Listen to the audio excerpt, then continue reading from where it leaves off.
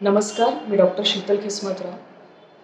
राजगुरुनगरमध्ये मी आणि माझ्या दोन मैत्रिणी डॉक्टर नीलम गायकवाड आणि डॉक्टर कुंतल जाधव आम्ही तिघी गेले 2.5-3 वर्ष स्वास्थ्य मंत्री या व्याख्यानमालेचं आयोजन करत आहोत. स्वास्थ्य या बहुआयामी संकल्पनेच्या विविध अंगांना स्पर्श करण्याचा आमचा प्रयत्न असतो. त्यासाठी आम्ही वेगळ्या वेगळ्या विषयांवरती व्याख्यानं, चर्चासत्रं, मुलाखती आणि शिबिरं घेतली आहेत आत्तापर्यंत.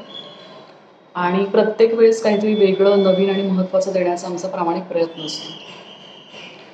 तर यावर्षी नवरात्रीमध्ये आम्ही असंच काहीतरी नवीन करण्याचा प्रयत्न करत आहोत. एक नवीन उपक्रम घेऊन येत आहोत. नवरात्रीमध्ये आपण घटस्थापना करतो, जे स्त्रीच्या सृष्टीतत्वाचं किंवा सृजनत्वाचं प्रतीक आहे. दुर्गेची पूजा केली जाते, जी वेळप्रसंग उद्भवल्यास कालीचं रुद्ररूप धारण करते आणि दुष्ट प्रवृत्तीचा संहार करते.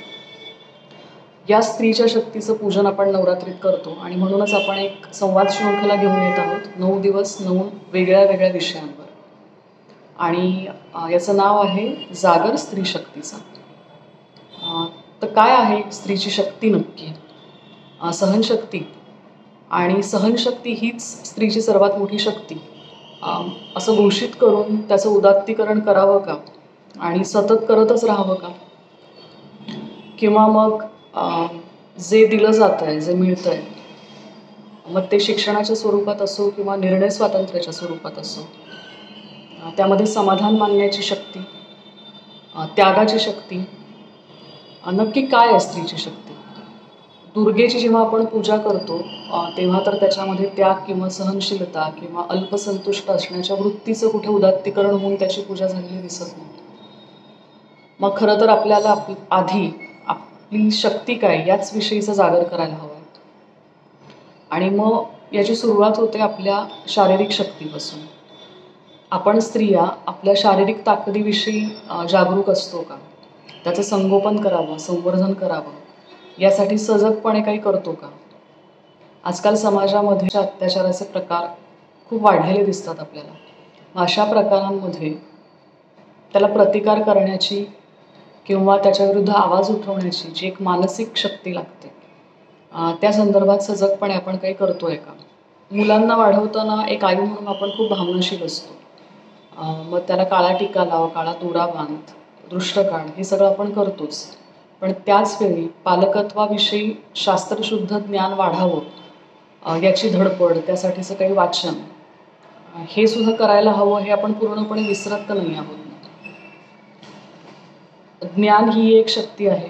एखाद्या गोष्टीचं आकलन करणं, आपण जे करतोय त्याचा कार्यकारणभाव समजणं, ज्या गोष्टी आजूबाजूला घडत आहेत त्याची कारणमीमांसा करता येणं, हे सगळं ज्ञानातून, माहितीतून आणि आपल्या आकलनातून येत असतं. तर या शक्तीचा परी वाढावा म्हणून आपण सजगपणे काही करतो का? यासाठी वाचन हा एक पर्याय असू शकतो का? 2 स्त्रियांमधलं आधी मूळ नातं काय आहे? 2 स्त्रियांची मैत्री नक्की काय असते? या आणि अशाच आणखी काही महत्त्वाच्या विषयांवर आपण बोलणार आहोत या संवाद शृंखलेमध्ये. मी कुंतल आणि नीलम तर तुमच्याशी बोलणार आहोतच, पण त्याचबरोबर इतर अनेक तज्ज्ञ संवादक आपल्याला या संवाद शृंखलेसाठी लाभले आहेत.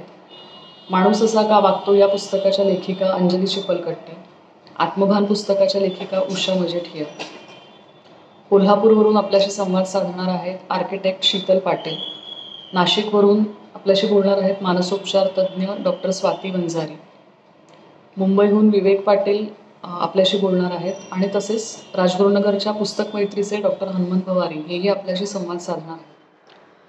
नवरात्रीमध्ये 9 रंग यावेत म्हणून आपण सगळे खूप उत्सुक असतो, नाही का?